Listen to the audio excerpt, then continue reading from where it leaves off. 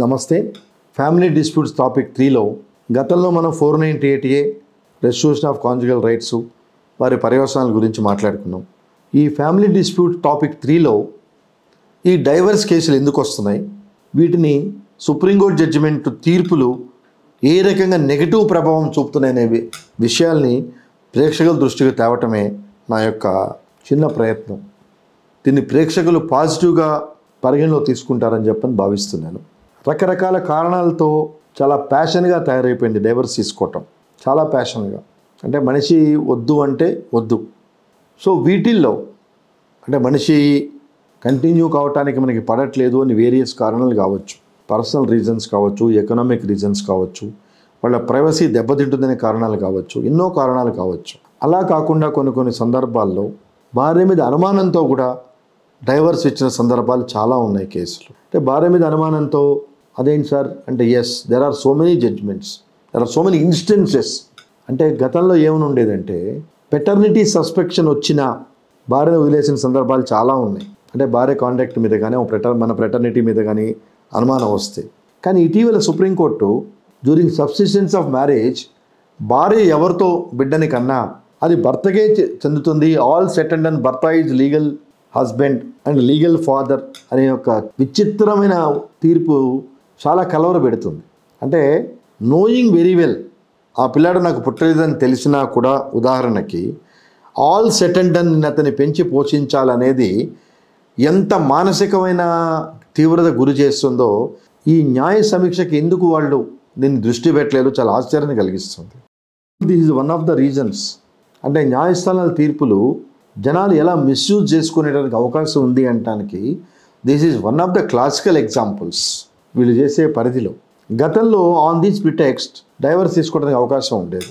ఆ వెసులుబాటుని సుప్రీంకోర్టు కట్టైలు చేసినప్పుడు పరిణామాలు ఎలా ఉంటాయి? There is a likelihood of committing murders. ఇటీవల కాలంలో చాలా చూస్తున్నాం. వివాహేతర సంబంధాల్లో హత్యలు. అసలు వివాహేతర సంబంధాలు ఎందుకు దారితీస్తున్నాయి? ఇన్ని హత్యలు చుట్టుపక్కల జరుగుతున్న వివాహేతర సంబంధాల్లో ఎందుకు జనాల్లో రియలైజేషన్ రావట్లేదు? జనాలు చనిపోతున్నారు, కొంతమంది ఉరి తీసుకుంటున్నారు. ఆ ఉరి తీసుకునే విధానం కూడా అనుమానాస్పదంగానే ఉంటుంది. అంటే ఆ ఉరి తీసుకునే విధానం చూస్తే ఈ అమ్మాయికో ఈ అబ్బాయి ఇలా ఉరి తీసుకున్నారా, లేకపోతే ఎవరైనా ఉరి తీసి దాన్ని ఉరిగా భ్రమింపజేసి అలా క్లూస్ లేకుండా వదిలేశారని అర్థం కావట్లేదు. వీటన్నిటికీ కారణం ఏంటి? చాలా వరకు ఉన్నత న్యాయస్థానాల తీర్పులే అని చెప్పి నేను చెప్పడంలో ఎటువంటి సందేహం నాకు లేదు. అంటే ఆ తీర్పులు న్యాయ సమీక్ష చేసే పరిధి నాది కాదు, కానీ అవి సొసైటీని ఎలా చెడు ప్రభావితం చేస్తున్నాయని మాత్రం నేను ధైర్యంగా చెప్పగలను. ఆ వివాహ సందర్భాలు ఎందుకు వస్తున్నాయి? న్యాయస్థానాలు ఇచ్చే తీర్పులు భర్తతోనే ఉండాలని లేదు, వేరే అబ్బాయితో ఫ్రెండ్షిప్ చేయొచ్చు, ఫ్రెండ్షిప్ చేసినా శారీరక సంబంధాలు లేనంత వరకు నేరం కాదు. What is this kind of judgements అండి? How you can gauge it? నీ భార్య వేరే అబ్బాయితో కలిసి తిరుగుతున్నప్పుడు వాళ్ళ మధ్య సంబంధాలు, పర్సనల్ రిలేషన్స్ ఉన్నాయా లేదా? How you can expect, how you can inspect? So దీనివల్ల ఏమవుతున్నది? There are disputes between the wife and husband plus new entry, ఆ కొత్తవాడు, ఆ కొత్త అమ్మాయి కావచ్చు. ఏంటిది? యాజ్ ఇట్ ఈజ్గా మన కల్చర్, వెస్ట్రన్ కల్చర్కి ఆల్మోస్ట్ దగ్గరలోనే ఉన్నది. అయినా ఎక్కడో కొంత భయాలు ఉన్నాయి. జనాలు భయపడి సొసైటీ మాత్రం ఉంది అంటే న్యాయస్థానాల తీర్పుల మీద గౌరవంతోనే చాలా వరకు లా అండ్ ఆర్డర్ సస్టైనబిలిటీ అవుతున్నది. ఆ సస్టైనబిలిటీ అవుతున్న విషయాన్ని కూడా ఈ న్యాయస్థానాల తీర్పులు నెగటివ్ ప్రభావం చేస్తే how do we control this kind of sexual atrocities? ఎవరి మీద ఎవరికి నమ్మకం ఉంటుంది? ఒక పక్కేమో ఎవరితోనా బిడ్డని కన్నా ఓకే అని చెప్తుంది, అలాగే ఫ్రెండ్షిప్ చేసినా కానీ you cannot control as long as there is any sexual relations between them అని చెప్తున్నది. ఇంకో పక్క ఈ రకమైన అనైతిక రిలేషన్స్ వచ్చి అచ్చలు ఎక్కువైపోతున్నాయి. అలాగే during pendency of the divorce living relationship అని కొత్త కాన్సెప్ట్ వీళ్ళకై వీళ్ళు ఊహించుకొని, ఆ కాన్సెప్ట్ లివింగ్ రిలేషన్షిప్ అంటే ఇద్దరు పెళ్లిగాని వాళ్ళు అయి ఉండాలి. ఒక పెళ్ళైన అబ్బాయి అమ్మాయో లేకపోతే ఇంకో పెళ్లిగాని అబ్బాయి అమ్మాయో ఉంటుంది. లివింగ్ రిలేషన్షిప్ ఎలా అవుతుందంటే whatever the condition of the married wife or husband when you are in living relationship with another unmarried man or woman. అంటే దెర్ ఇస్ నో క్లారిటీ. ఎవరికై వాళ్ళు సెల్ఫ్ డిటర్మినేషన్ చేసుకొని చట్టాలని, ఈ తీర్పుల్ని వాళ్ళ యొక్క ఎక్స్క్యూజెస్కి సర్వైవ్ అయిపోతున్నారు.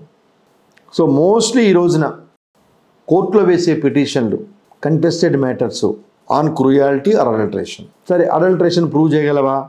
చాలా తెలివిగా అడుగుతారు జడ్జిలు. అంటే అడల్ట్రేషన్ మన ముందు జరుగుతాయండి, సర్కమస్టెన్సెస్ ఓన్లీ. మళ్ళీ దీన్ని ప్రామాణికంగా తీసుకుంటే కొన్ని జడ్జిమెంట్లు ఉన్నాయి, అది కూడా రాజ్యాంగ న్యాయస్థానాలు.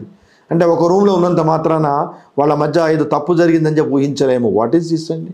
ఒక రూమ్లో ఒక అబ్బాయి అమ్మాయి ఉన్నంత మాత్రాన we cannot expect there is something went wrong between them అని అంటుంది. అసలు వై షుడ్ ఎంకరేజ్? ఫ్రీగా వదిలేయండి, పెళ్ళిళ్ళు ఎందుకు, ఈ పిల్లలు ఎందుకు, వదిలేయండి. ఒక ఫారెన్లో జోక్ ఉంది, my children your children are our children are playing in the ground అని. వాళ్ళతో కూర్చొని అన్నప్పుడు ఎవరు అంటే వాళ్ళు చెప్పారంట, my children your children our children are playing అని. మరి కట్టుబాట్లు ఎందుకు, ఈ సిస్టమేటిక్ ఎందుకు? ఎప్పుడైతే 498 ఇన్వోక్ చేస్తున్నారో, భార్యాభర్తలుగా గుర్తించే 498 ఇన్వోక్ చేస్తున్నారు, డొమెస్టిక్ వైలెన్స్ ఇన్వోక్ చేస్తున్నారు అంటే there must be domestic relationship అని చేస్తున్నారు. ఇన్ని ఉన్నప్పుడు ఒక పక్కన, ఇంకో పక్కన నీకు నచ్చిన వాడితో ఉండొచ్చు, నచ్చిన విధంగా ఉండొచ్చు అంటే is it not contrary to the existing laws which are nothing but protection of women laws? So there is no respect on each other. So ఈ డైవర్స్ కేసులు వచ్చేటప్పటికి రకరకాల ఇష్యూస్, అంటే కలిసి కొంతకాలం కాపురం చేసి తర్వాత వాళ్ళు విడిపోవాలనుకున్నప్పుడు కూడా they are not preferring mutual consent. ఇవి తేలవు.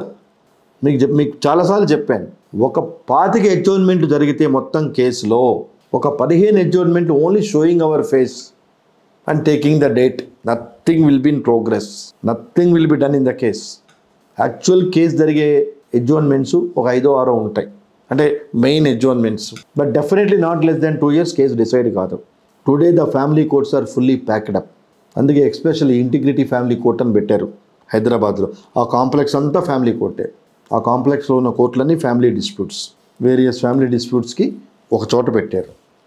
అంటే other than regular courts in Rangareddy, Kukatpally, Medchal, అంటే all in and around Hyderabad there are so many family courts. But integrated family court అని కల్పతరు కాంప్లెక్స్లో ఎక్స్క్లూజివ్లీ ఫ్యామిలీ కోర్ట్స్ పెట్టారు. అంటే the percentage of increase of family courts are day by day is more and more. ఇవన్నీ ఎందుకు జరుగుతున్నాయి అంటే lack of understanding, over involvement of parents. అంటే ఎవరికి వాళ్ళు సుపీరియర్ కాంప్లెక్స్గా ఫీల్ అవుతాం.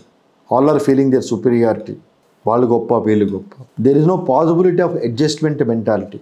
ఎందుకు అడ్జస్ట్ అవ్వాలి? ముఖ్యంగా again and again opposing intervention of parents of women in their family matters. Yes, వినే ప్రేక్షకుడికి నా మీద కోపం రావచ్చు. ఆడపిల్ల తల్లిదండ్రులు చెప్పట్లేదు, they are not totally guiding their daughter properly. Even they won't mind go for second marriage for there daughter. అంతేగాని ఉన్నవాడితో is there any correctional methods అనే పద్ధతిలో ఆలోచించట్లేదు. సిల్లీ రీజన్స్, చిన్న చిన్న కారణాలు మ్యాచింగ్ లేకుండా జరుగుతున్నప్పుడు పెద్దల ఇంటర్వెన్షన్ కావట్లేదు. సో పెద్దల ఇంటర్వెన్షన్ కన్నప్పుడు ఆటోమేటిక్గా జరిగేది ఏముంటుంది? కానీ ఈ మధ్యలో ఉండే పిల్లలు సఫర్ అయిపోతున్నారు. ఎవరి దగ్గర ఉండాలి అని తేల్చుకోలేక పిల్లలు ఆర్ సఫరింగ్. సో ముఖ్యంగా ఈ ఫ్యామిలీ డిస్ప్యూట్స్ ఇన్వాల్వ్ అయిన వాళ్ళు తరచుగా చేయాల్సినది, let them have their own analysis. మనం ఫ్యామిలీ కేసు వేసాం, డౌరీ హెరాస్మెంట్ వేసాం, లేకపోతే డైవర్స్ వేసాం, ఇది ఎప్పుడు తేలుతుంది, మనకు అవసరమా, వీడు నాకు కావాలా, నాకు మ్యాచింగ్ కానప్పుడు జెంటిల్గా వదిలిచ్చేసుకొని నా కాపురం నేను చేసుకొని నా లైఫ్ నేను లీడ్ చేసుకొని కాన్సెప్ట్ వీళ్ళు రావట్లేదు. నేను డైవర్స్ ఇవ్వను, ఓకే, నువ్వు డైవర్స్ ఇవ్వకపోతే ఏమైంది? You are not getting your maintenance. Court is not in a position to give maintenance to you. Again he's having his own methodology to postpone. అంటే what relief you are getting from judiciary during pendency of your divorce application? If you are getting any interim relief during pendency of the, yes, with the aid of the interior maintenance, you fight out. But when you are not getting anything, either way of maintenance or by way of some financial protection, what is the point of wasting your valuable time? You please understand my topic in a positive prospective manner. మీకు ఏదైనా interim relief వస్తే during pendency of these cases, even 498 cases, is there any provision for interium support to you? Domestic violence, there is a provision, but are you getting? In divorce case, yes, there is a provision, but are you getting? So when you are not getting for your survival, What is the point of fighting cases, wasting your time and your career, everything? అంటే వెసలుబాటు లేనప్పుడు కలిసి ఉండడం అనేది నా theory కాదు. వెసలుబాటు లేదు అని ఒకసారి మీరు కంక్లూజన్కి వచ్చిన తర్వాత think positively, think finally, consult your parents, take a decision, lead your life. This is how you can come out of this trauma. లేదు 2 ఏళ్ళైనా కొట్లాడతాను, 3 ఏళ్ళైనా కొట్లాడతాను. అలాగే ఫ్యామిలీ మ్యాటర్స్, ఓ కోర్టు డైవర్స్ ఇస్తుంది, ఆ అమ్మాయికి ఇష్టం ఉండదు, ఆ అమ్మాయి అపీల్కి వెళ్తుంది, అపీల్ 10 ఏళ్ళ కానీ తేలదు. What is the point? అంటే కింద కోర్టు ఒక 3 ఏళ్ళు, హైకోర్టు ఒక 7 ఏళ్ళు, 10 ఏళ్ళు. 10 ఏళ్ళు అమ్మాయి లైఫ్. అంటే భర్త నాకు కావాలి వద్దు అనే దానికి 10 ఏళ్ళు పడుతుంది. వై? అంటే కోర్టు చెప్తేనే మీ భర్త వస్తాడా మళ్ళీ మాటకి? అలాగే కోర్టు చెప్తేనే మీ భర్త వచ్చిన కేసులు ఉన్నాయా? అపీల్కి వెళ్తాడు ఇష్టం లేకపోతే. బాగా గుర్తుపెట్టుకోండి. నేను చాలా ప్రాక్టికల్గా మీతో మాట్లాడుతూ చెప్తున్నాను, వెరీ ప్రాక్టికల్. భర్త డైవర్స్ చేశాడు, భార్యకి ఇష్టం లేదు, కంటెస్ట్ చేశారు, అయినా కానీ ఫ్యామిలీ కోర్టు భర్తకు డైవర్స్ ఇచ్చేసింది. దాని మీద భార్య అపీల్కి వెళ్ళింది. భార్య అపీల్కి వెళ్ళినప్పుడు it takes 5 to 7 years time to decide. అప్పుడైనా భర్త వెనక్కి వస్తాడని గ్యారంటీ ఉందా? Why this futile exercise? నార్మల్గా ఆ స్టేజ్ వరకు రాకూడదు. ఎప్పుడైతే ఆ స్టేజ్ వచ్చిందో have a amicable solution to sort out these issues and at least protect the career of your children. In between, career of the children will be jeopardized. అది మీరు గమనించట్లేదు. ఈ నెగటివ్ ఫోర్స్ అంతా పిల్లల మీదకి వెళ్తుంది. వాళ్ళకి తెలియదు అనుకుంటారు. They are very intelligent. Today the children is very intelligent. ఈ పరిణామాలన్నీ గమనిస్తూ ఉంటాడు. సో ఇంత ట్రూమాలో how you can grown up human a successful boy. I'm not against any of these cases. I am supporting, I do handle these cases, but I advise my clients like this only. What ultimately you are going to achieve, unless you have strong evidences, don't get into that arena. Once you get into the legal arena, we do not know when we will come out, either successfully or unsuccessfully. So my appeal to all the viewers, think before you enter into the legal arena, take a proper decision and try to make your life as much as comfortable rather than throwing into complicated way. Namaste.